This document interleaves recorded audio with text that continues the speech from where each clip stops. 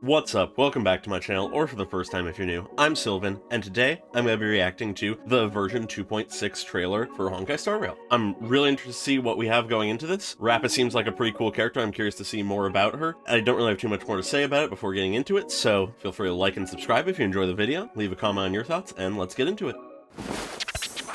Okay, opening Actors, immediately with take Rappa. your positions. Actors. 3, 2, 1. Action! Oh boy. What?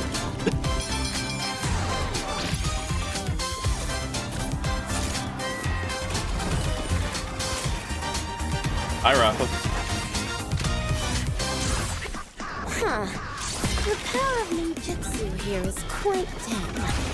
I shall Ooh, unleash I didn't know the she vibrant surfed. colors of dazzling ninjutsu. Ha! By the great lawn above, dazzling brocade ink painting! Like bananas within their peels. What? We can never break free of its encapsulation. What?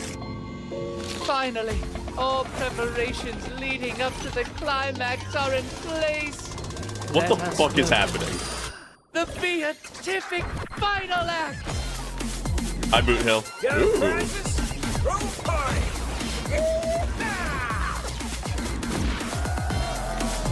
Oh, Robin.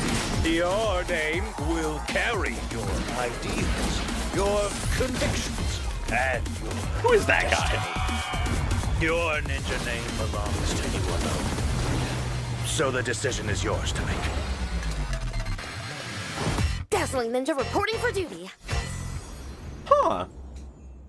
Okay, really straightforward, really focused on what I'm assuming is going to be the, like, interlude storyline of this version. But it has something to do with actors, some kind of performance. We have this weird guy showing up. He looks just designed enough to maybe be a character at some point, but also just NPC-ish enough to maybe not be. I'm very curious to see what this guy is like in-game, because he very much could just be an NPC, but he is also just designed enough to maybe be important NPC level, or maybe even eventually a playable person if he shows up again. I don't know, but he seems wacky, he seems interesting. That very sort of over-the-top director vibe. Then there's all these monkeys that I have no fucking clue about why they are here or what they're gonna be about, but there's a lot of them all over the place. I like the black and white film aesthetic that they have for part of this. This is just wacky having all of the different enemies have the TV heads with the monkeys on the screens. Clearly there's gonna be some kind of weird Pinecany disaster happening, probably not on the same scale as the main story, but still. And then we just get a moment to show off Rappa, who looks real good. I really like how they show her in this. I have really not gotten many good looks at her. I've just sort of seen her art and then a couple leaks about her kit. So it's cool to see her in motion. Her combat seems interesting. I'll be curious to see how that is once we can actually try it out. I'm not sure if I'm gonna pull for her because she seems cool and I wouldn't mind another Erudition character, but there's so much coming up soon. There's so much coming in later versions. 2.7 looks absurd, but either way, she looks cool. I love the sort of ink aesthetic of her attacks. It has a little bit of that same style as some of the Natlan stuff, but obviously with her own vibe to it. It's not identical. It's literally just because she has this graffiti ink style and there's a lot of graffiti stuff in Natlan, so, you know. But it has a lot of the same colors and contrasts. I find this shot fun because it's essentially replicating the shot that is Boot Hill's ult, showing her connection as being another Galaxy Ranger. We get another shot of this guy with his eyes being weird, which is another thing that leads me to think that he might actually be sort of interesting and important, but it's entirely possible he's just an NPC antagonist for this bit. And the words he's saying are fucking insane, like bananas within their peels. We can never break free of its encapsulation.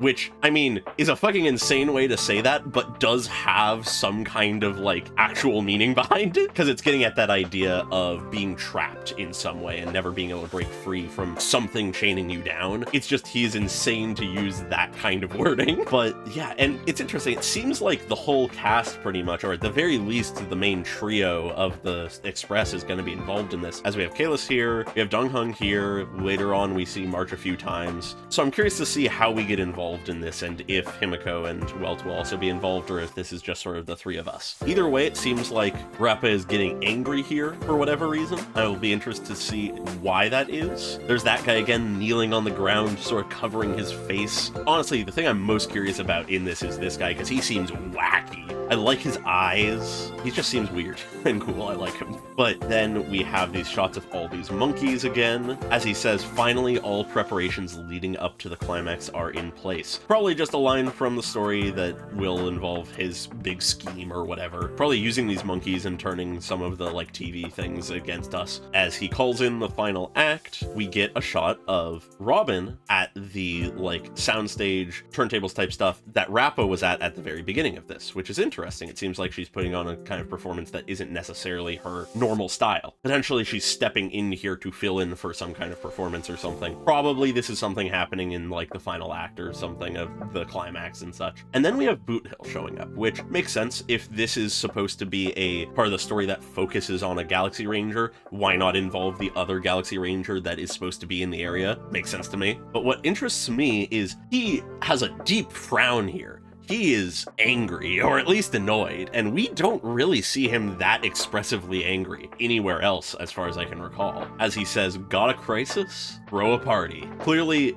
though we just saw him angry, he's also having fun with this, so in all likelihood, that shot of him angry is either sort of a red herring, and he actually isn't all that angry, or they're doing their usual trailer thing of splicing together moments that don't actually line up. Probably that line he says is from some point where he's more jovial, and then that point where he's angry is somewhere more at the like climax or something, or like I said, it's just a red herring. And then we have just shots of a lot of people dancing, Robin at the center of it all, cutting between that and Boot Hill. Then that weird guy that we've been seeing a lot says, your name will carry your ideals, your convictions, and your destiny. Which is interesting. I'm not exactly sure what he's trying to say with that, but I have a sense of it, I think. Because it's basically saying your name, your identity, the thing that personifies you, holds your ideals, your convictions, and your destiny. It is what defines you, which makes an amount of sense and is interesting, but I'm curious to see how exactly it is related to the story. And then we have this really sort of cool, dynamic, interesting shot here. I have a feeling because Rappa is sort of at the center of all of this, we're gonna have a lot of really fun visuals going on throughout like any cutscenes we get. But continuing from what they just said, the guy continues by saying, your ninja name belongs to you alone. If I'm to attach that to what he was saying before about how a name carries your ideals and convictions and destiny, I suppose what that means is that a name carries all these things, but your ninja name belongs to you alone. Your convictions and ideals and destiny are only for you to know in this case. Obviously, they're talking either to or about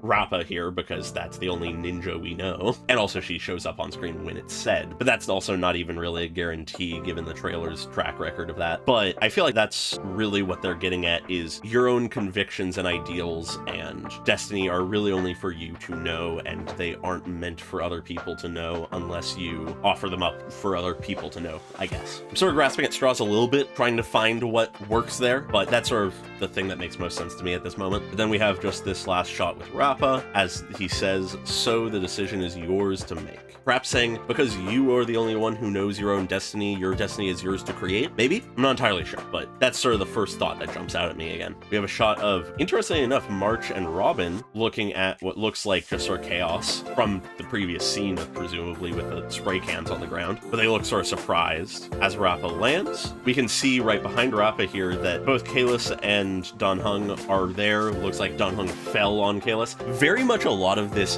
weirdly sort of gives me almost Zenless vibes of sort of some of the goofiness of like the pose that Kalis is in there and that kind of thing. It's a bit goofier and more animated alongside some of the other shots we've seen. I don't think they'll really get to the same level of animation and style that Zenless constantly does, but it seems like they're sort of tapping into some of that vibe here. As we just sort of close it out with Rappa landing, saying dazzling ninja reporting for duty. And then we get the splash art of the version, which is cool. I'm curious to see how this version goes. It very much feels like more of a filler version just because, I mean, it is. From the look of everything, this version is gonna be pretty much Rappa's version plus some events, not really anything too important, maybe a few lore tidbits. And then 2.7 is gonna be a lot bigger because of the characters we're getting, and I'm much more interested in seeing what that ends up being like. And then we'll probably have 3.0, because I sort of doubt we'll have a 2.8, but maybe, who knows? I haven't really been looking too deep into the leaks about that. But either way, I'm still looking forward to this. I've never been one to think that the quote-unquote filler versions are bad just because of that. I still enjoy them nonetheless. So with that, I don't have too much more to say. Feel free to like and subscribe if you enjoyed the video. Leave a comment on your thoughts, and I hope you all have a great day.